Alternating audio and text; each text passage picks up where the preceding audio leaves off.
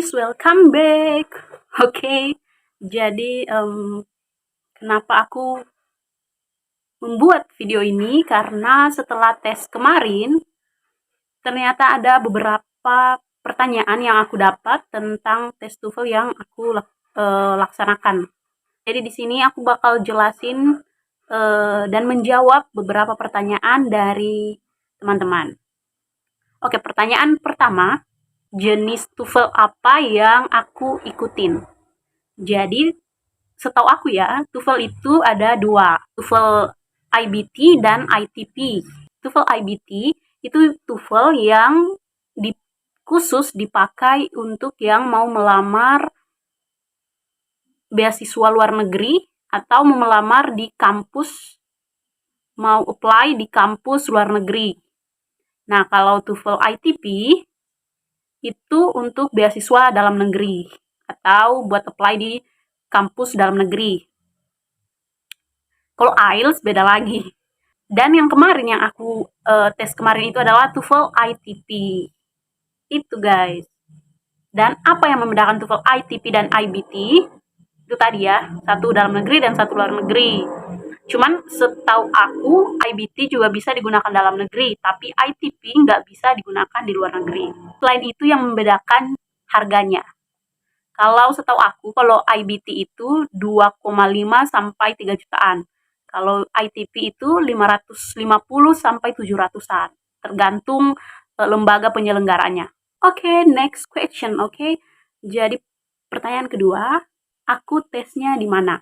Jadi aku tes itu online via aplikasi. Jadi aku tes itu pakai aplikasi. Nama aplikasinya itu TOEFL Secure Browser. Jadi ya nanti akan dikasih langkah-langkahnya buat pasang aplikasi itu. Pertanyaan berikutnya, cara daftarnya gimana? Cara daftarnya itu, pertama aku cari jadwal tes TOEFL dulu. Carinya di sini. Kalian bisa cari di situ, itu lengkap jadwal tes TOEFL di Indonesia dari berbagai lembaga, universitas dan lembaga-lembaga les begitulah. Kalian bisa cari di situ, itu lengkap jadwalnya, kapan-kapan saja dilaksanakan tes TOEFL. Kalian bisa cari situ. Nah, setelah kalian dapat, misal kalian dapat mau tes di lembaga mana, baru kalian cek mereka menyediakan tes hari-hari apa saja. Kayak kemarin aku kan cari, terus aku dapat itu IES Foundation. Jadi aku dapat itu, terus aku cek IG-nya. Nanti aku taruh di sini IG-nya, IES Foundation. Aku cari IG-nya dan di situ mereka taruh gitu ya. Mereka melaksanakan tes itu hari-hari apa saja. Setelah aku menentukan aku mau tes di tanggal ini, terus aku menghubungi mereka via DM dulu. Dari DM itu mereka kirim nomor WA, terus aku chat di WA. Nah, di WA itu aku tanya, aku bilang aku mau tes di tanggal ini. Nah, nanti adminnya, dan yang aku juga suka, ini bukan endorse ya, ini penilaian pribadi, pure penilaian pribadi. Yang aku suka dari IES Foundation itu karena adminnya itu gercep, fast response banget gitu. Jadi ya recommended untuk kalian yang baru pertama kali mau tes TOEFL. Menurut aku IES Foundation ini sangat recommended gitu. Oke, terus aku chat ke adminnya, terus adminnya kasih format pendaftaran gitu. Terus sudah itu, setelah dikasih, terus aku kirim bukti transfer pendaftaran, uang pendaftaran melalui email. Itu melalui email. Terus sudah itu kita dikirimin panduan. Dan salah satu juga yang aku suka selain adminnya yang fast response itu, juga karena mereka benar-benar membimbing. Jadi menurut aku lembaga ini bagus, sangat bagus buat kalian yang baru pertama kali mau tes, karena mereka benar-benar membimbing kita yang mau tes gitu. Jadi dikasih panduan, terus kita baca ya. Dan yang paling penting kalian harus benar-benar baca panduannya. Dan menurut aku nggak susah sih, nggak sesulit apa yang aku bayangin begitu. Terus sudah itu kalian cermati baik-baik panduannya, dan setelah itu kalian akan dikasih tahu kalian tesnya tanggal ini jam segini. Nah, dan sehari sebelum tes itu akan ada persiapan sebelum tes. Oke, jadi itu ya. Next question, bagaimana proses tesnya dari pra sampai pasca? Sehari sebelum tes itu akan persiapan, kayak dicek aplikasinya, dicek kesiapan kita mengikuti tes. Di hari persiapan itu kita akan, pokoknya dari awal, dari kita disuruh cara masuk aplikasinya, cara cek internet kita, pokoknya semuanya. Jadi kita benar-benar dibimbing dari awal sampai tesnya nanti selesai akan seperti apa.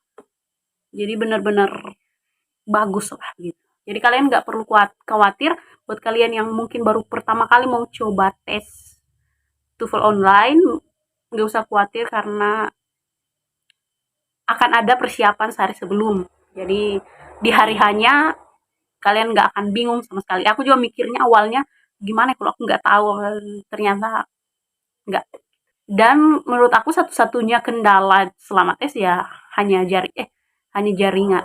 Dan kalau buat aku satu-satunya kendala aku selama tes itu cuman laptop aku yang tiba-tiba nggak aplikasinya yang TOEFL Secure Browser itu tiba-tiba nge-lag, loading terus, nggak mau masuk aplikasinya, dan itu sampai 3 kali, dan aku harus matiin laptop juga 2 kali. Kendala aku di situ lama sampai akhirnya aku yang terakhir selesai. Nah, setelah selesai tes itu langsung setelah selesai tes, skor unofficial score kita akan langsung keluar, langsung muncul di layar gitu. Tapi itu unofficial score, tapi ya itu udah skor kita gitu. Ketika official score keluar ya skor itu juga gitu. Langsung keluar, dan ya selesai itu, setelah selesai itu kita tinggal menunggu sertifikatnya nggak langsung jadi, itu satu mingguan sertifikatnya jadi. Dan setelah itu kita kirim lagi ongkir buat kirim sertifikatnya dari sorry ada sedikit tag. Jadi setelah itu kita kirim lagi ongkir buat mereka kirim sertifikatnya ke rumah kita, karena mereka nggak bisa kirim soft file, jadi harus hard filenya langsung. Nah, oke, itu dia prosesnya. Semoga kalian paham ya penjelasan aku yang belibet. Oke, pertanyaan berikutnya, berapa biaya yang aku keluarkan untuk tes ini? Untuk biaya tesnya itu, kalau di IES Foundation itu dan dari semua lembaga, karena ada beberapa lembaga yang aku cari tahu itu, di IES Foundation itu aku bayarnya 550. Dan dari semua lembaga yang aku tanya, IES Foundation ini yang paling murah. Jadi itu juga alasan kenapa aku tesnya di situ. Terus sama ongkir, kalau ongkirnya ke tempat aku, tapi kan beda-beda ya. Ongkirnya ke tempat aku itu 75.000. Itu dia biayanya. Terus next question, ada yang nanya aku lesnya di mana?